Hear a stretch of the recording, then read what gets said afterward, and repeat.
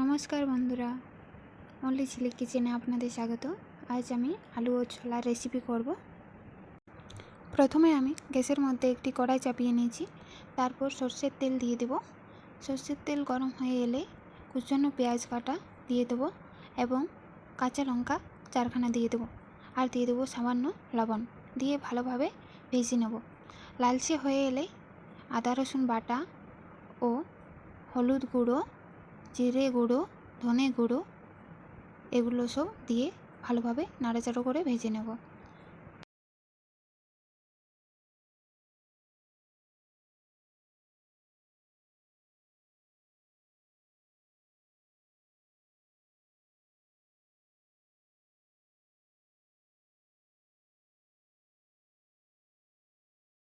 এরপর দিয়ে দেব টমেটো কাটা ও ভালোভাবে নাড়াচাড়া করে ভেজে নেব। এরপর একটু জল দিয়ে ঢাকা দিয়ে রেখে দেবো 2 মিনিটের জন্য। দেখব টমেটোগুলি সেদ্ধ হয়ে এসেছে।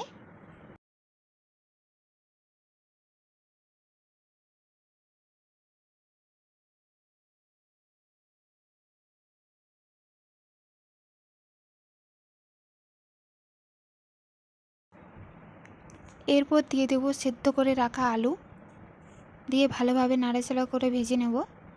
আর তারপর দিয়ে দেব সেদ্ধ করে রাখা ছোলা।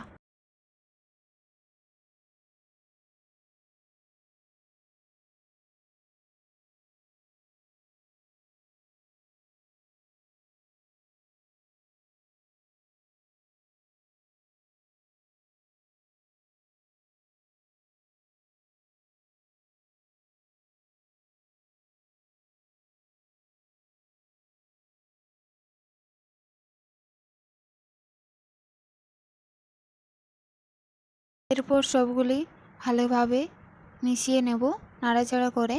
তারপর একটুক্ষণ ভেজে জল দিয়ে রেখে দেব।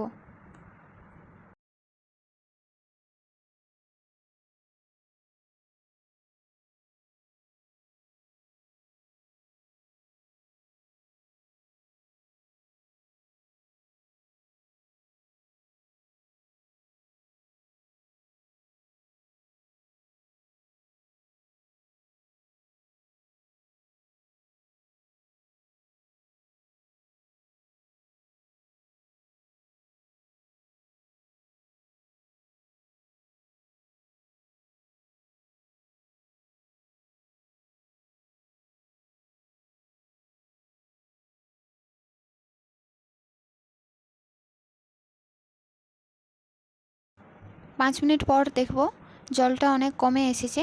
তখন একটু নাড়াচাড়া করে নেব। আবারও লো ফ্লেমে 5 মিনিটের জন্য রেখে দেব।